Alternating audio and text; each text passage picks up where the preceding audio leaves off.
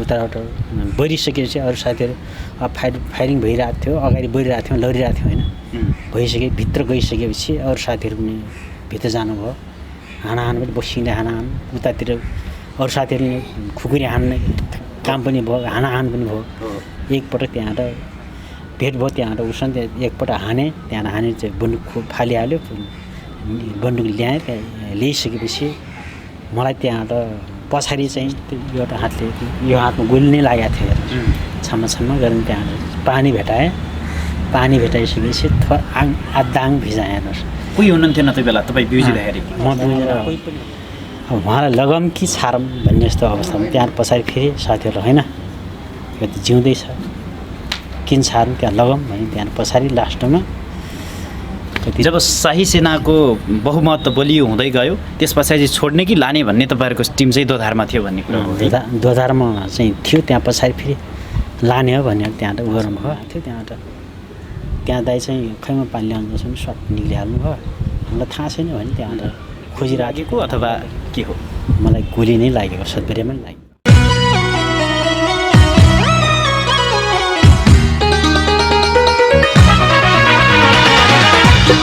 दाइ स्वागत छ हजुरलाई। धन्यवाद। हजुरको परिचय दिनु न सुरुमा। मेरो परिचय सुन्दर चौधरी, पार्टीको नाम विस्फोट। पार्टीको नाम चाहिँ विस्फोट। तपाईँ जनयुद्धमा कति वर्षदेखि हुमिनु भएको थियो? 58 सालदेखि। 58 साल भनेपछि कति वर्षको हुनुहुन्थ्यो तपाईँ? म पढ्दै गरेको एउटा विद्यार्थी जनयुद्धमा कसरी हुमिनु भयो यसको बारेमा अलिकति सुनाइदिनु। यस्तो टाइममा पुलिस आउँछ कि भन्ने हामीलाई थाहा थिएन। हेर्नुहोस्, हामी त्यस्तै अरू साथीहरूलाई गाउँको जुन साथीहरूलाई छोपिरहेको थियो होइन, छोपेको थियो यता पुलिस आउँछ छापा मार भन्ने थाहा थियो। हेर्नुहोस्, थाहा भइसकेपछि हामीलाई त्यो टाइममा थाहा थिएन। हेर्नुहोस्, हामी नाचगान गर्न गएको थियौँ। गइसकेपछि हामीलाई नाचगान गर्दा गर्दै एक्कासी झ्याप्प आइहाल्यो, घेरिहाल्यो। जुन एकजनालाई गाउँबाट छोपिन ल्यायो, एकजना सर्वसाधारण चाहिँ बुढी हुनुहुन्थ्यो, 30-40 वर्षको यति, उहाँलाई चाहिँ कुर्दै ल्याएको छ। पुलिसले एक पनि हान्दो रहेछ, यहाँबाट एक लात्ती हानेर फर्लमा पल्टियो, हिँड फेरि हिँड भन्दो रहेछ। अब त्यहाँ आउँदाखेरि त्यहाँबाट हामीलाई घेरिहाल्यो। घेरा हालिसक्यो। त्यहाँबाट एकजना दाइलाई सोधिरहेको थियो, त्यहाँले चाहिँ फल्ना नाम गरेर कहाँ छ भन्ने आएको थियो। त्यहाँबाट त्यहाँ दाइ चाहिँ खैमा पानी ल्याउनु पनि सर्ट निक्लिहाल्नु भयो। हामीलाई थाहा छैन भने त्यहाँबाट खोजिरहेको थियो। त्यहाँबाट हामीलाई लगिन, सबैलाई लग्यो, एक ठाउँ लग्यो। त्यहाँबाट लगिसकेपछि जुन त्यहाँ मतौँ भन्ने त्यहाँ लगिसकेपछि हामीलाई चाहिँ छारिहाल्यो। त्यहाँबाट किन त्यो फल्ना मान्छे भेट्दैन, तिमीहरू जाऊ घर, त्यो मान्छे भेटिनु खबर गर्नु भनिरहेको थियो। अब झन् अब त्यस्तो गर्दा अब दाइबाई हौँ त्यहाँबाट अब उसलाई किन मान्दिने होइन। अब पुलिसले अरू साथीहरूले अरू गाउँले दाजुभाइहरूले छोप्दै लग्दै गर्न भ्याउन लाग्यो। त्यहाँबाट गर्दा गर्दै 2-3 त लगिहाल्यो। लगिसकेपछि त्यहाँ चौकीमा थुनिसकेपछि यहाँबाट गाउँबाट खाना दिन जाने हुँ चौकीमा हो। त्यहाँ दमन गर्न लाग्यो। दमन गर्दाखेरि त्यहाँबाट हामी निक्लेका हौँ। यसको मतलब सर्वसाधारणमाथि भइरहेको त्यो एउटा अन्याय सहन नसकेर तपाईँहरू जनयुद्धमा हुमिनु भयो, हामी यही बुझौँ। अब भन्नुहोस्, तपाईँ कतिवटा मोर्चामा सहभागी हुनुभयो, त्यसमध्येबाट तपाईँहरूको टिमले है हार बेहोरेको र चाहिँ जित भएको क्षेत्र अथवा ठाउँ कतिवटा मोर्चामा सहभागी हुनुभयो तपाईँ?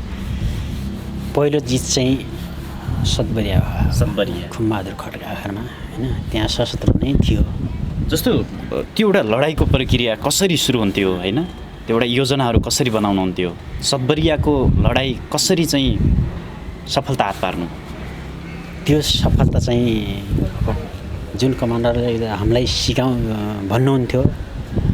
कसको नेतृत्वमा भन्नुभयो? पासाङ कौकी नेतृत्वमा हो। त्यहाँ गइसकेपछि कमान्डरले भन्दा उत्साह लर जित्ने हो।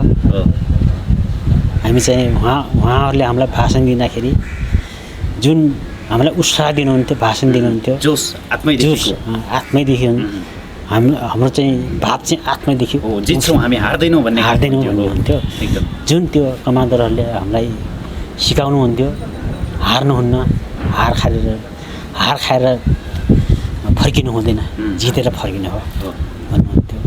जुन फर्किँदा अब जुन यो अवस्था आउँदाखेरि अब लड्यो घाइते पनि भइयो हेर्नुहोस् होइन। तपाईँ घाइते कुन लडाइँमा हुनुभयो? कहाँको लडाइँमा तपाईँ घाइते हुनुभयो? सतबरियामा भएको। सतबरिया नै फर्स्ट लडाइँ थियो तपाईँको अथवा अन्य लडाइँ लडेर सतबरिया पुग्नुभएको? अन्य यो घोराइ लड्दाखेरि हामी चाहिँ मिनी रेड गर्दाखेरि यहाँ थियौँ नारायणपुरमा। तपाईँले गोली लागेको अथवा के हो? मलाई गोली नै लागेको, सतबरियामा नै लागेको। तपाईँ अन्य लडाइँ लडेर जितेर सतबरियाको जो घोराइको लडाइँ त सफलतापूर्वक जित्नै हो होइन हजुरहरूको? घोराइको लडाइँ सफलता पछाडि सतबरिया पुग्नुभयो, सतबरिया नै घाइते हुनुभयो। घाइते भइसके पछाडिको उपचारको प्रक्रिया कस्तो हुन्थ्यो सर? उपचारको प्रक्रिया धेरै राम्रो भयो।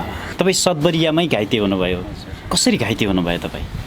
जुन चाहिँ अगाडि जाँदाखेरि ग्रेनेडहरू फाल्दै गएको गएपछि एक ठाउँ सिमेन्टको खम्बा थियो, लाइनको खम्बा होइन, उता गोलीहरू आइरहेको थियो। आइसकेपछि त्यहाँबाट त्यो सिमेन्टको खम्बामा त्यहाँबाट अडेस ऊ आर्क लिएर त्यहाँबाट ग्रेनेड फाल्यो। ग्रेनेड फालिसकेपछि त्यो बङ्गरबाट त्यो ऊ चाहिँ भागिभ्यायो।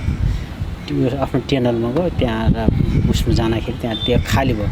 खाली भइसकेपछि अलि पर गइसकेपछि त्यहाँबाट दिन लाग्थ्यो नि, त्यहाँबाट बक्सिङले हानेको, बक्सिङले एक बक्सिङ हानेर दिएको।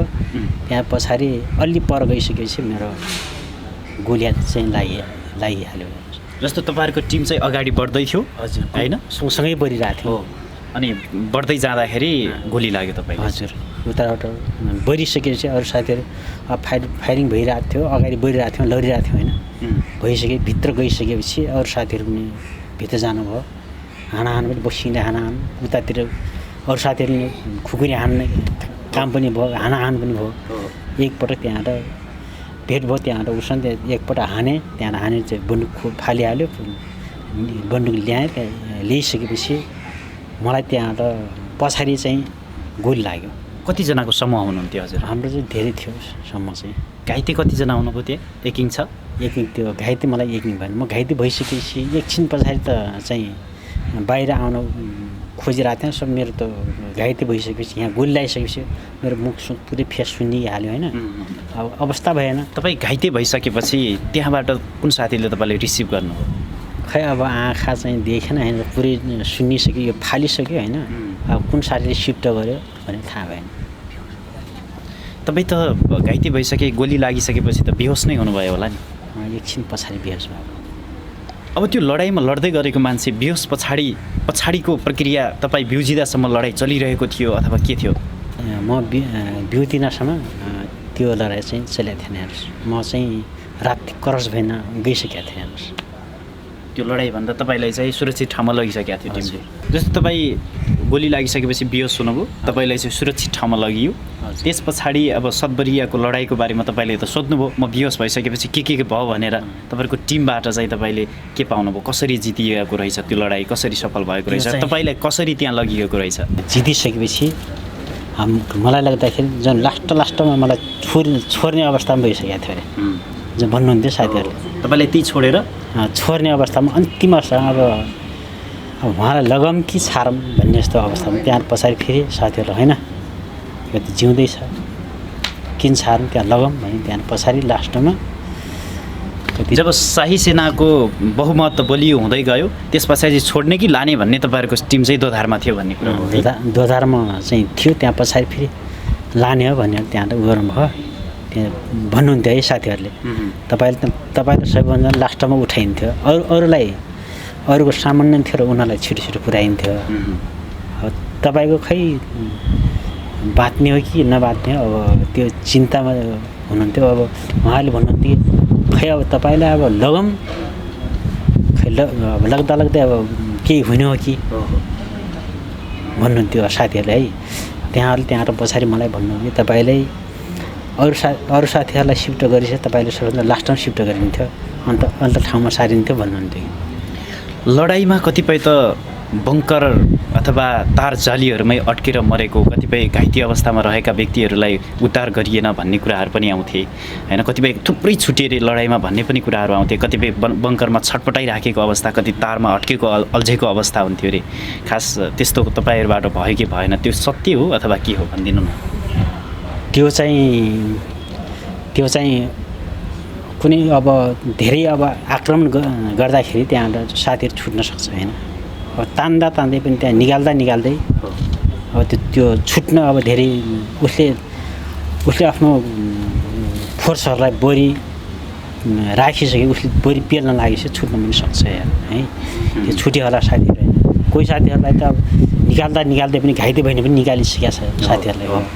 जुन आफू घाइते भयो त्यहाँ आफूलाई अरू साथीलाई तान्दाखेरि आफू नि घाइते भइ निकालेछ।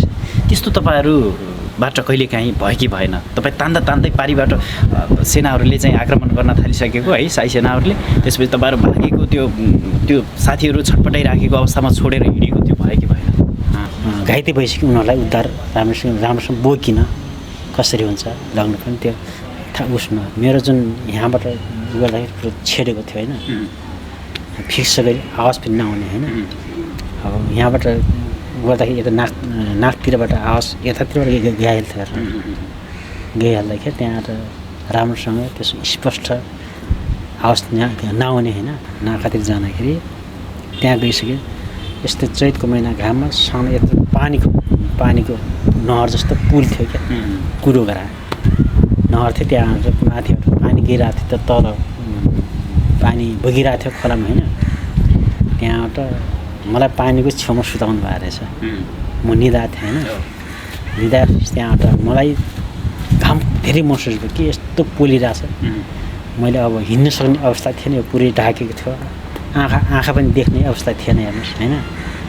कतार पानी आउँदैछ यस्तो एउटा हातले यो हातमा गोली नै लागेको थियो हेर्नुहोस्। छाम्मा गरेर त्यहाँबाट पानी भेटाइसकेपछि दाङ भिजाएँ हेर्नुहोस्। कोही हुनुहुन्थेन त्यो बेला तपाईँ बिउजिँदाखेरि? म बिउजना कोही पनि हुन्थेन। त्यहाँबाट एकजना आउनुभयो। त्यहाँ आधा आङ भिजाइसकेपछि थोर पानीभन्दा अलि यता सारेर ढुङ्गाको डुबैतिर ढुङ्गा गाएर उठाएन, ढुङ्गा चाङ लाएर माथितिरबाट जुन त्यो अधमरीको त्यो उसले झालले तोप्नु भएको रहेछ। धेरै घाम भइसकेपछि त्यहाँबाट त्यो गरिसकेपछि पछाडि त्यहाँबाट फेरि अरू साथीहरू साँझतिर भयो। त्यहाँबाट एकछिन पछाडि उहाँ साँझ भयो। त्यहाँबाट पछाडि फेरि मलाई उठाएर लग्नुभयो होइन। लगिसकेपछि पछाडि मलाई भन्नुहुन्थ्यो तपाईँ त अरू सबै साथीहरू छिटो लगिन्थ्यो, तपाईँले चाहिँ अलिक ढिलो नै लगिन्थ्यो। त्यहाँबाट उठाएर लगियो भन्नुभयो? कहाँ लगियो सर? जङ्गलमै हो? जङ्गलमा भन्नाले उतै त नाकातिर गाउँमा लग्यो। गाउँमा लगेपछि त्यहाँबाट अब त्यस्तो आँखापट्टि बाँडेको छ, अब देख्ने अवस्था भएन कि होइन।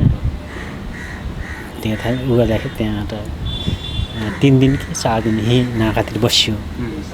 बसिसकेपछि त्यहाँबाट यहाँतिर उपचार गर्न आउँछ। फर्स्ट फायरको अनुभव, तपाईँ कहिले पनि ट्रेनिङ नगरेको मान्छे बन्दुक यसरी पड्काउने भन्ने, त्यो बन्दुक पड्काउने बेलामा त छुट्टै किसिमको झट्का पनि हुन्थ्यो होला होइन। त्यो हजारौँको भिडमा ताकेरै हान्नुभयो तपाईँ, अथवा त्यो फर्स्ट अनुभव भनिदिनु न अलिकति, बन्दुक पड्काउँदाको अनुभव? बन्दुक पड्काउँदाखेरि जोस हुन्थ्यो होइन। जोसमा हान्नुभयो? जोसमा हानिन्थ्यो होइन। हान्यो पनि भनौँ, जोसो अब जुन हाम्रा कमान्डरहरूले, पूर्व कमान्डरहरूले ल देशको निम्ति लड्नुपर्छ, लडाइँमा जति कमान्डरहरूले भन्नुहुन्थ्यो उतिको जोस आउँथ्यो हेर्नुहोस्। तपाईँले फर्स्ट टाइम पड्काउँदाखेरि ताकेरै हान्नुभएको होइन? खै अब ताकेर हाने जस्तो लाग्थ्यो र अब ताकेर नै हाने होला भन्ने जस्तो लाग्थ्यो होइन। ताकेर हान्दाखेरि ढलेको अनुभव भयो कि भएन? ढले नै होला होइन। ताकेर हाने 100% थाहा त भएन, तर ढल्यो भन्ने विश्वास छ तपाईँले? हजुर। विभिन्न लडाइँहरूमा लडिसकेपछि घाइते पनि हुनुभयो। सतबरियाको लडाइँ पछाडि फेरि पुनः लडाइँमा उभिनु भयो सतबरियाको पछाडि? सतबरिया पछाडि दिउँसो भिरन्त नै पर्यो हेर्नु धेरै जस्तो। लडाइँमा जाँदाखेरि त्यो जति लडाइँमा पर्यो डर चाहिँ भएन हेर्नुहोस्। जुन सेनाहरूले हानिराख्थ्यो उभिएर दौडेर जानुहुन्थ्यो जोस एउटा जोस आउँथ्यो कि लडौ लडौ लाग्थ्यो होला पछि पछि जानु होइन हजुर हस् धन्यवाद हजुर धन्यवाद